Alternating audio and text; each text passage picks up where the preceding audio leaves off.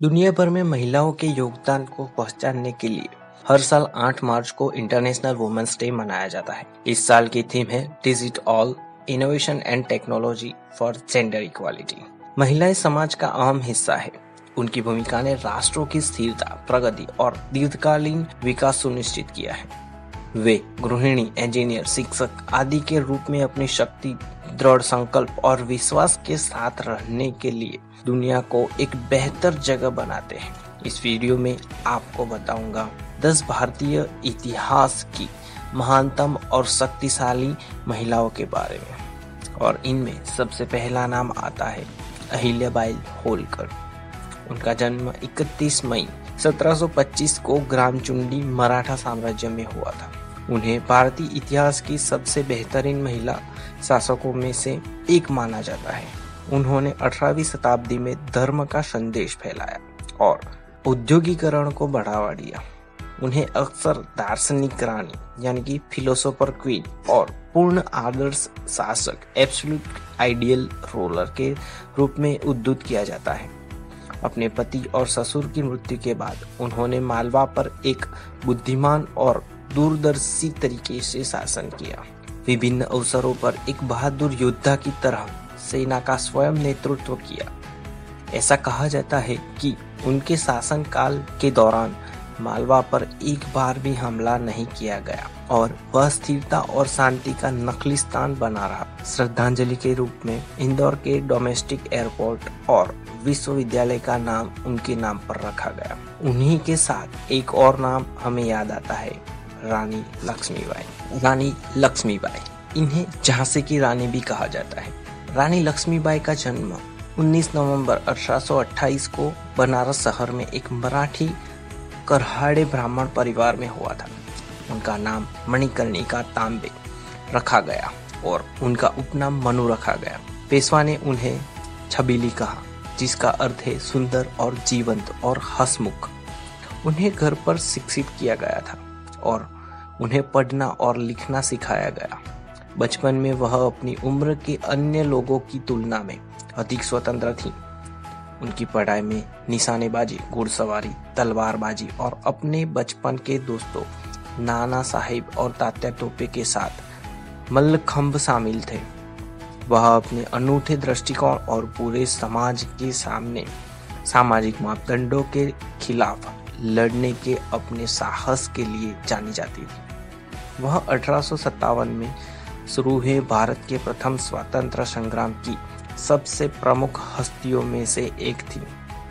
उन्होंने एक स्वतंत्र सेना का गठन किया, जिसमें न केवल पुरुष बल्कि महिला भी शामिल थी। उनके बलिदान ने उन्हें भारतीय स्वतंत्र आंदोलन का प्रतीक बना दिया। रानी लक्ष्मीबाई की मूर्तियां भारत में कई स्थानों पर देखी जाती हैं, जो उन्हें और उनके बेटे को उनकी पीठ पर बंधी हुई दिखाती है। रानी लक्ष्मीबाई के नाम से और स्कूल और कॉलेज भी है।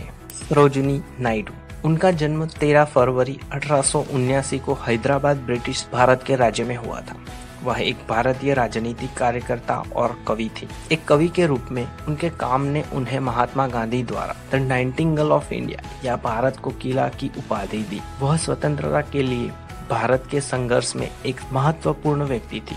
1925 में उन्हें भारतीय राष्ट्रीय कांग्रेस के अध्यक्ष के रूप में नियुक्त किया गया और बाद में 1947 में संयुक्त प्रांत की राज्यपाल बनी। वह भारत की डोमिनियन में राज्यपाल का पद संभालने वाली पहली महिला थी। उन्हें उनकी किताबों के लिए याद किया जाता है, जिनमें द ब्रोकन विंग और द गिफ्ट ऑफ इंडिया शामिल है। अरुणा असफ अली, उनका जन्म 16 जुलाई 1909 में पंजाब, ब्रिटिश भारत में हुआ था। वह एक भारतीय शिक्षिका, राजनीतिक कार्यकर्ता और प्रकाशक थी। उन्होंने भारतीय स्वतंत्रता आंदोलन में सक्रिय रूप से भाग लिया। भारत छोड़ो आंदोलन 1942 के दौरान उन्हें बॉम्बे के ग्वालियर टैंक मैदान में भारतीय राष्ट्रीय ध्वज फहराने के लिए याद किया जाता है। इसने उन्हें आंदोलन में लंबे समय तक चलाने वाली छवि दी। वह भारतीय राष्ट्रीय कांग्रेस की सदस्य बनी और नमक सत्याग्रह के दौरान उन्होंने सार्वजनिक जुलूसों में भाग लिया। आजादी के बाद वह राजनीति में सक्रिय रही और दिल्ली की पहली मेयर बनी। 1992 में उन्हें पद्म विभूषण और 97 में मरणोपरांत भारत रत्न से सम्मानित किया गया था। सावित्रीबाई फुले, उनका जन्म 3 जनवरी 1931 को महाराष्ट्र के नायगांव गांव में हुआ था। उन्हें भारत में पहली स्त्री अधिकारवादी, एक अग्रणी शिक्षिका और एक कार्यकर्ता के रूप में गिना जाता है। वह देश की पहली महिला शिक्षिका थी। उन्होंने अपने पति ज्योतिराव फुले के सहयोग से महिला सशक्तिकरण में महत्वपूर्ण भूमिका निभाई। 1848 में सावित्रीबाई और उनके पति ने पुणे में भिडेवाड़ा में पहले आधुनिक भारतीय बालिका विद्यालयों में से एक की स्थापना की। उन्होंने गर्भवती बलात्कार पीड़ितों के लिए बाल हत्या प्रतिबंधक गृह नाम से एक देखभाल केंद्र की स्थापना की और उनके बच्चों को जन्म देने में मदद की। उन्होंने कई सामाजिक सुधार किए और कई लोगों की मानसिकता बदली। पुणे विश्वविद्यालय का नाम बदलकर सावित्रीबाई फुले पुणे विश्वविद्यालय रखा गया। वह एक विपुल मराठी लेखिका भी थी।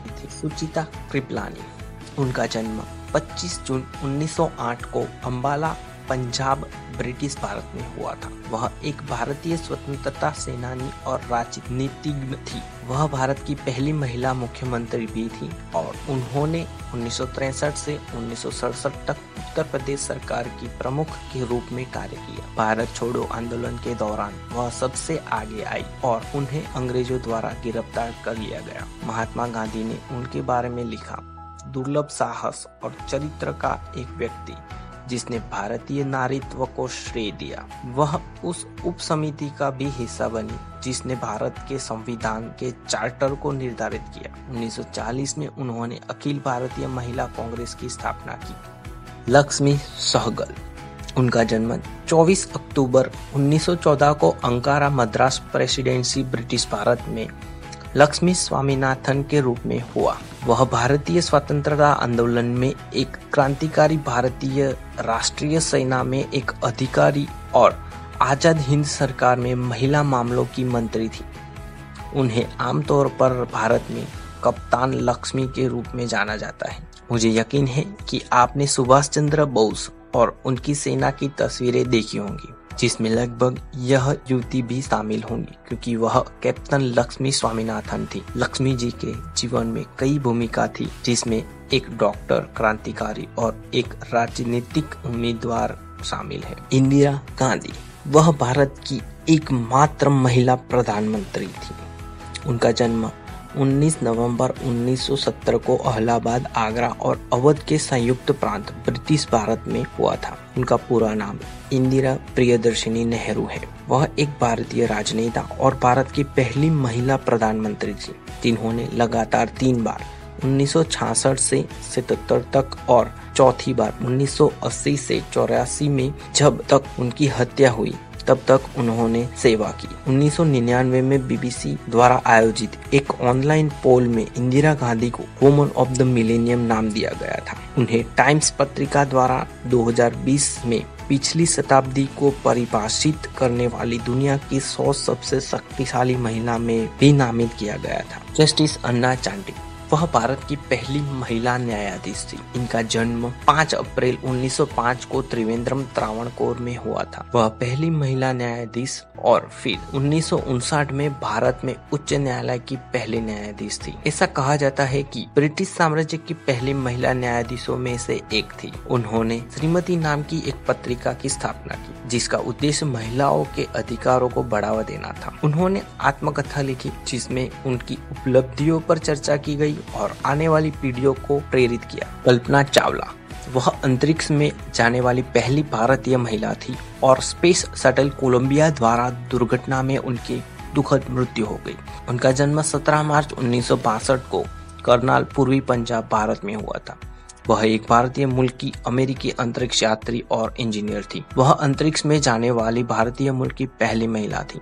1997 में उन्होंने पहली बार स्पेस शटल कोलंबिया में एक मिशन विशेषज्ञ और प्राथमिक रोबोटिक आर्म ऑपरेटर के रूप में उड़ान भरी। 6 साल बाद 1 फरवरी 2003 को उसकी मृत्यु हो गई। जब अंतरिक्ष यान कोलंबिया पृथ्वी के वायुमंडल में पुनः प्रवेश कर रहा था, तब टूट गया। बोर्ड पर सभी 7 अंतरिक्ष यात्री मारे गए थे। चावला की विरासत जीवित रही है। उनकी प्रतिभा और उनके काम ने भारत को दुनिया भर में युवतियों को स्पेस फ्लाइट में करियर बनाने के लिए प्रेरित किया। भारत में महान महिलाओं का एक समृद्ध इतिहास रहा है, जिन्होंने विभिन्न क्षेत्रों में महत्वपूर्ण योगदान दिया है और देश और दुनिया पर एक स्थायी प्रभाव छोड़ा है। ये तो भारत में कई उत्कृष्ट महिलाओं का केवल एक अंश है। इन महिलाओं ने कई अन्य लोगों के साथ भारत के इतिहास में अमिट योगदान दिया है और अपने साहस, बुद्धिमत्ता और दृढ़ता से लोगों की पीढ़ियों को प्रेरित करना जारी रखा है। महिला दिवस की खूब खूब शुभकामनाएं। सिर्फ हैप्पी वुमेन्स डे कहने से हैप्पी नहीं हो जाता। हैप्पी रखना हमारी जिम्मेदारी है। उन्हें इज्जत दीजिए, उन्हें खुश रखिए। Happy women's day.